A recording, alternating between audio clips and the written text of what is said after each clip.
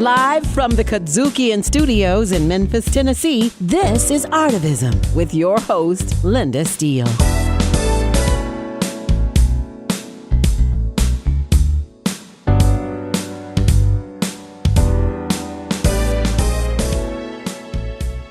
Hey everyone, it's Linda Steele, and I'm your host for ArtIvism on the KUDZUKIAN Network. Today, my guest is Rufus Smith. He is a musician, hip-hop artist, and entrepreneur. Rufus, how are you doing today? I'm doing well, Linda. How are you? I'm great. Thank you. Good. Thanks for having me on the show. Oh, thanks for coming. So I just introduced you as this musician, hip-hop artist, and hip-hop entrepreneur. Mm-hmm. Tell our listeners a little bit about who Rufus Smith is. Tell us about your background. So Rufus Smith is a guy originally from Houston, Texas, is where I'm from, born and raised. And I've been in Memphis for about 7 years now. Mm-hmm. After Houston, I went to the Naval Academy Preparatory School in Rhode Island and got a year of military experience under my belt. And then I transferred to Howard University, where I was there for a few years in D.C. And after that, I moved here and caught up with some family. And I've been here for 7 years, like I said. So that's how I got here. I've been a hip hop artist, really developed a passion for that in DC at Howard. Mm-hmm. Howard, it really gave me a sense of empowerment, just being around like-minded and my own culture. And so I really kind of got into kind of what was natural for me, which happened to be hip hop. And over the years here in Memphis, I've just learned how to use that to serve the community that I'm in. So. Tell me a little bit about, so with hip hop, how did you discover your strengths? Because hip hop is music, it's poetry, spoken word, all of these things together. How did Rufus Smith find out, hey, I have a knack for this, I have a gift in this, I have a skill in this? Yeah, so I've always been into reading and writing. Always. Mm-hmm. I remember growing up. In church, actually, a friend of mine actually showed me he was writing down rhymes, and I guess it was raps at the time. To me, it looked like poetry. Mm. And he was just kind of writing it down line for line, and I looked over, asked him what he was doing. I think I was like 11 or 12 at the time, and he told me he was actually writing raps. And so for me, I grew up in a strict household, and I wasn't really allowed to listen to hip hop or rap music, so I'd have to sneak and listen to it and listen to whatever was hot at the time, whatever I could get. Napster just came out on the computer, so I was downloading stuff and listening to them in my headphones. But for the most part, I learned how to express myself. So as an introvert, I'm really quiet. And I don't really express feelings or thoughts or what I'm going through with a lot of people, even friends or family. So when I found this platform, and I love words and putting them together, I really learned how to use that skill that I'd been developing over years to express myself and say things that I normally wouldn't feel comfortable saying. And so the skill was just being able to put words together. But over the years, I really learned that, man, this is really therapeutic for me. And so I really started to write. And I started listening to artists, more conscious artists like Jay-Z and Nas and Common and people like that. And they were doing more than just kind of rapping about flash and showing off with their rhyming words. They were rapping about real life substance. And so that's what I kind of used, and it became therapeutic for me. And that's kind of how it developed over the years. So when you were growing up, who were your influence when you said you would download Napster and listen to people, even though it wasn't really listened to in the household? Who would you sneak away and listen to? Yeah, I love this question just because I love talking about the artists I like. But I would sneak away, and at first it was a guy by the name of Ja Rule, who was popular from New York at the time, and he was all over the radio. And after that, I remember he got into a big altercation with 50 Cent and Eminem. And so Eminem, he really just showed me like how to put together words in a very impressive way. And so I started listening to all his projects, and they were brand new to me. So all of them were, again, because I wasn't allowed to listen to it. So listening back to things from the 90s were new to me in the new millennium. So I would listen to Eminem. I started listening to Jay-Z. That was more in college, but after Ja Rule, like I was really into the art of rap. And so more less than expressing yourself in true emotions. I was into like the wordplay and the metaphors and the rhyming and things like that. And so when I started getting older and sneaking away and listening to Jay-Z and sneaking away listening to Nas and people like that, I started hearing things like, oh, they're talking about things that they've been through in life, struggles that they've had to deal with to get to where they're at now. And so guys like that is who I really appreciate. I would say Jay-Z, I would say Scarface, being from Houston, Texas, and guys like that, Andre 3000 from Outkast. So I love the conscious artists from the South. A lot of times the South is looked at as being kind of slower and in hip hop, but in life in general. So I love the conscious artists from the South that really bring some substance. So yeah, I would say Scarface, Andre 3000, guys like that. Okay, great. I want to really push our listeners right now because on ArtIvism, we bring people like you to give them a platform. And our listeners, I want you to listen to what Rufus has to say, because there are people who are listening, whether there are youth or parents of youth, who were or are very much like Rufus. And he's telling you a story about how he became engaged really through art, through hip hop, through spoken word, through storytelling. And that has really become a passion of his. And he's turning it into a business. So these are the types of individuals that we talk to on ArtIvism, brought to you by the KUDZUKIAN Network. Once again, my name is Linda Steele. I'm your host, and I'm talking to musician, hip-hop artist Rufus Smith. Hey. So Rufus, you're telling us about growing up and what you were listening to and your influences. As a kid and a young adult growing up, were you also interested in writing? Once again, I know there are listeners out there, and I'm really intrigued about how this all came together for you. So you learned about rhyming and you've learned about rapping. So obviously there's a poet in you. You must like to write. Tell us more. I used to, so a lot of times when I'm going through something, it would be hard for me. I used to hear artists and community activists often talk about how art and how entertainment can really heal a person, heal a community.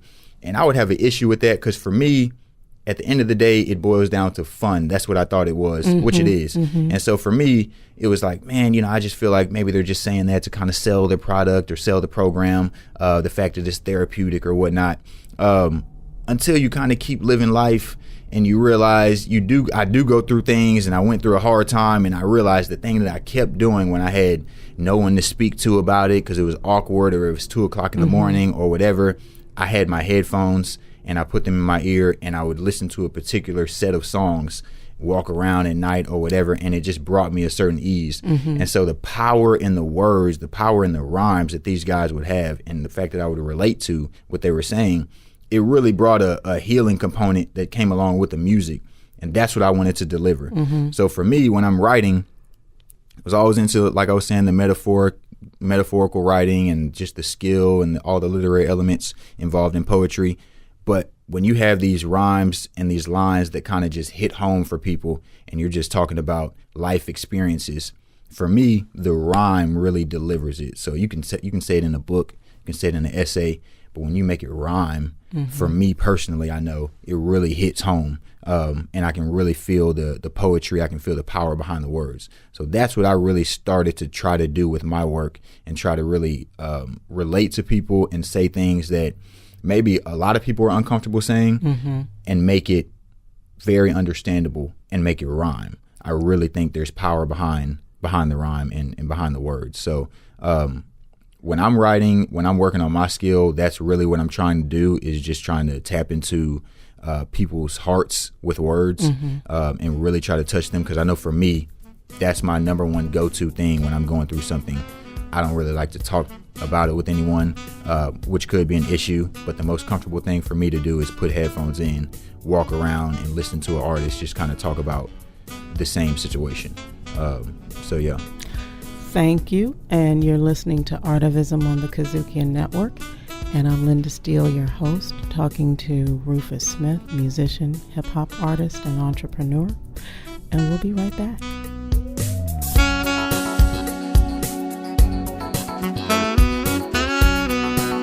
ARTIVISM on the KUDZUKIAN Network.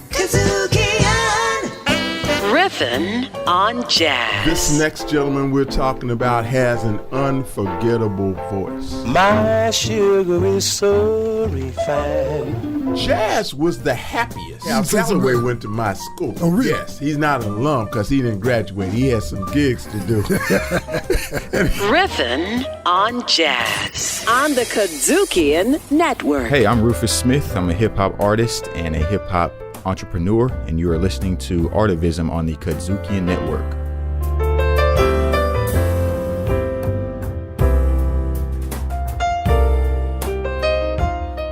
Hey, this is Linda Steele, and we're back on ARTIVISM, the KUDZUKIAN Network. And I am talking today to Rufus Smith, musician, hip-hop artist, and entrepreneur. And we've been talking about his personal and creative background and just how he got started in this work in terms of being a musician and a hip-hop artist. Giving you a little bit of some insight into his creative process. Rufus, what I want to talk about now, and I know our listeners are really anxious to hear, because this is what we do in ARTIVISM, is we talk to artists like you and talk about how your creative process and your art also works with social activism. So I know you do a lot of great work with youth, and tell us about the mentoring work that you do with youth and how hip hop is helping youth to actually transform into, productive, successful adults. Yeah, so I get the opportunity to work with the Memphis, or through the Memphis Music Initiative, and teach 2 classes called Hip Hop Expression at 2 high schools here in Memphis, Booker T. Washington and Central High School. Mm-hmm. And in that program, what we do essentially is we go over the history of hip hop, and I want the students to kind of know where it came from and let them know that it came from a community similar to where most of them are from, and that this is the way that these individuals would express themselves. And so for me, once we lay down that history, I hope that they feel more confident in expressing themselves just like these artists do.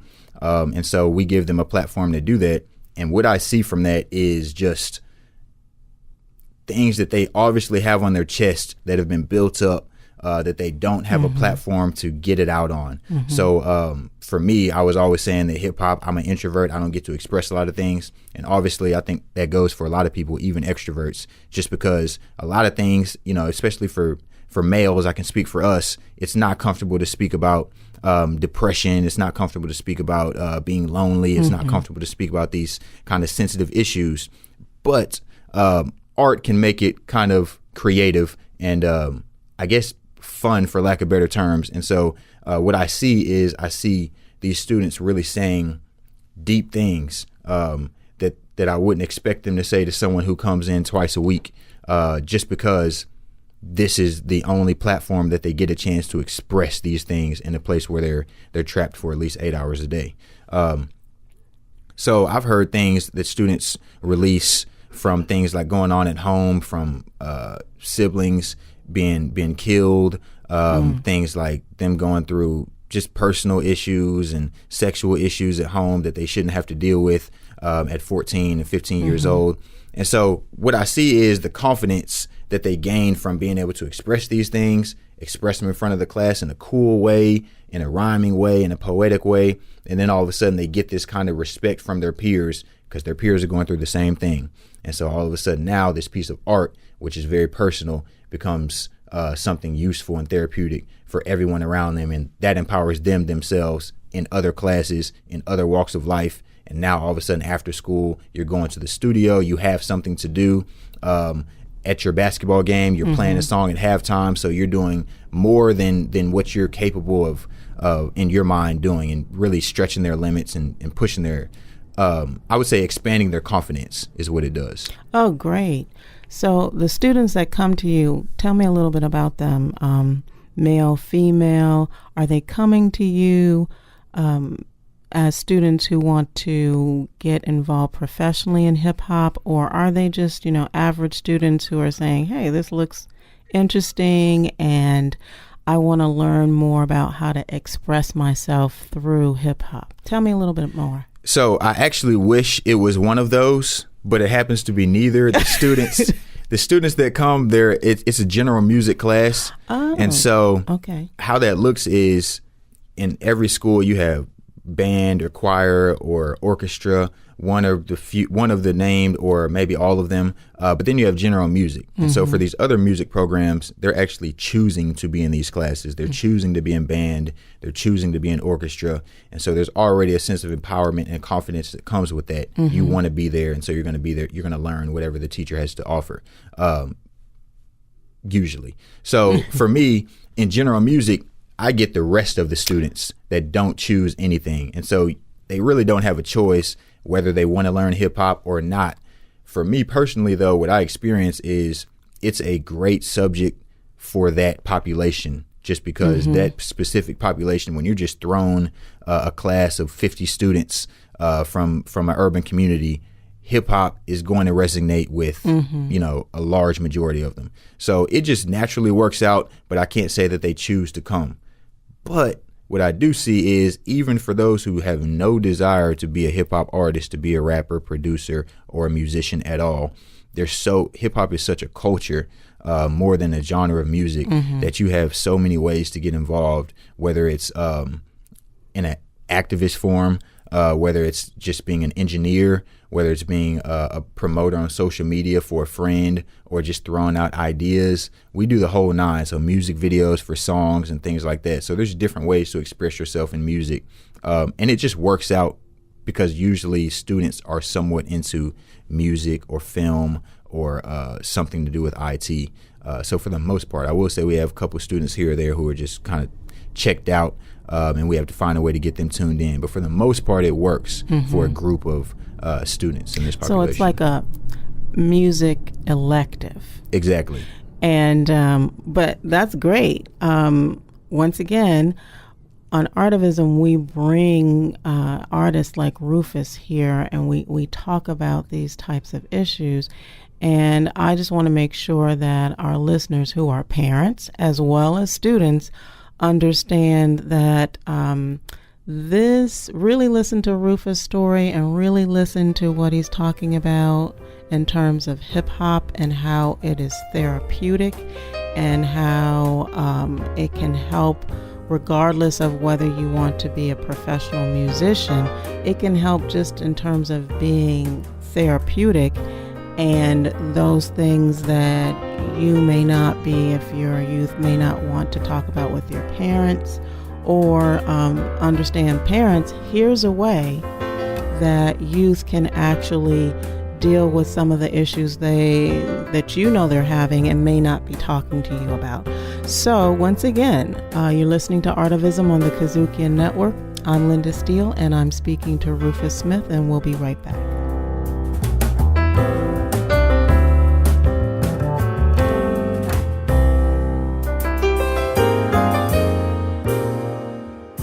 Artivism on the KUDZUKIAN Network. KUDZUKIAN! You're listening to Artivism. Artivism features conversations with artists, creatives, and citizens working at the intersection of art and social activism. And I'm Linda Steele, your host. I'm a grant maker, change maker, social venture capitalist, and I invest in individuals and projects that use the arts as a vehicle for social change.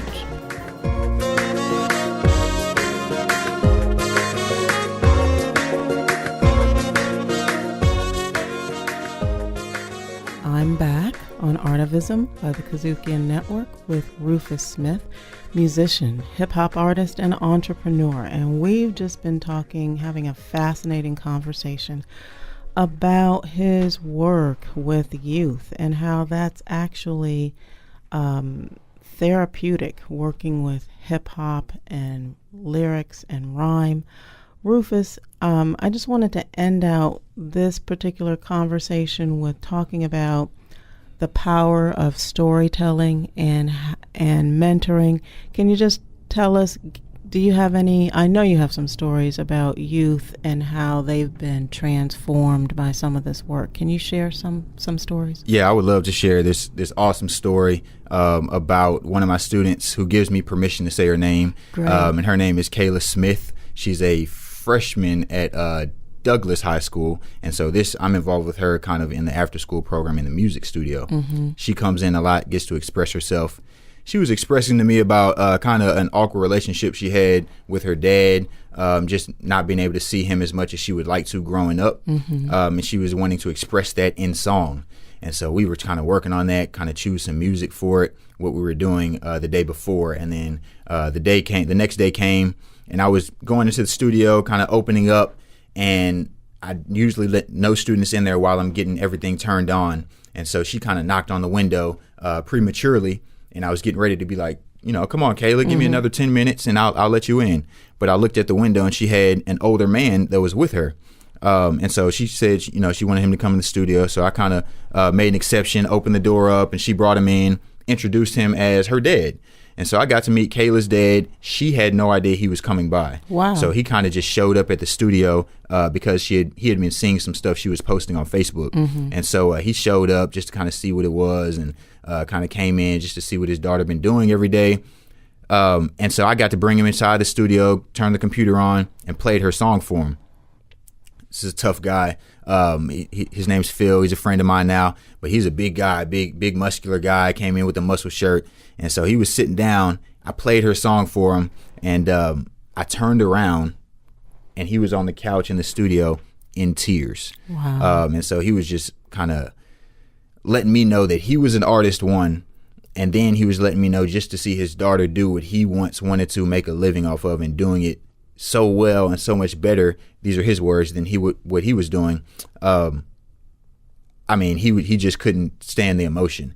And so then they had a moment to just kind of talk amongst each other about the lyrics she was using, and the beat was still playing. So this was the cool part. The beat was still playing after Kayla's part, and he just started rapping out of nowhere. Wow. And so he just started saying these really, really awesome things and personal things, and just rapping about his relationship and saying how he wished he could have been around more, and just kind of giving his side of the story to his daughter, which I could tell was something on his heart. So I think this hip hop thing is more than just youth. He had things that, how do you express that to what are the platform is that appropriate to express that on? And so he really got a chance to do that. And I was like, man, you know what?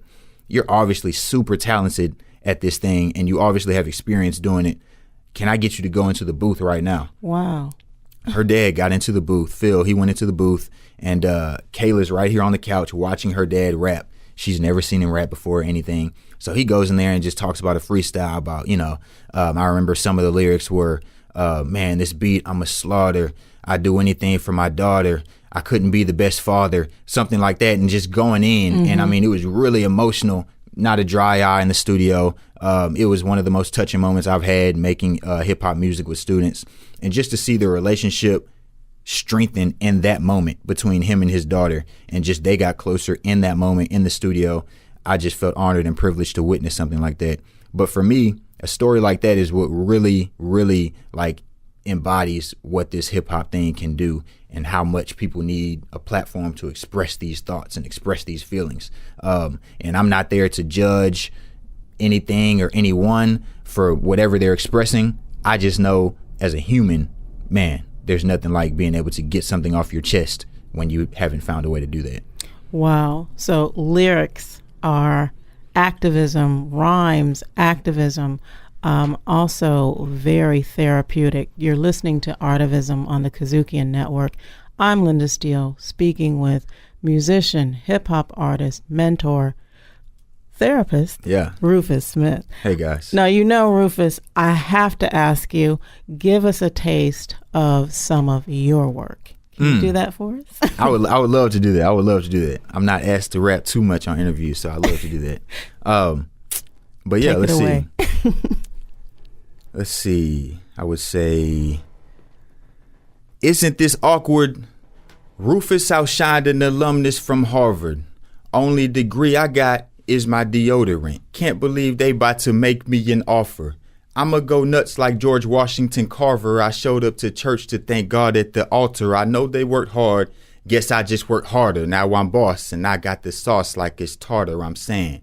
Blessed is the man that don't stand in line with the sinners or sit with the scoffers. I roll with a few, but my circle is smaller than bullseyes. Couldn't be hit by an archer. If this is an act, then give me my Oscar. Never had a class where my professor was smarter. If I didn't pass, I'm no less of a scholar. These verses I write like a best-selling author.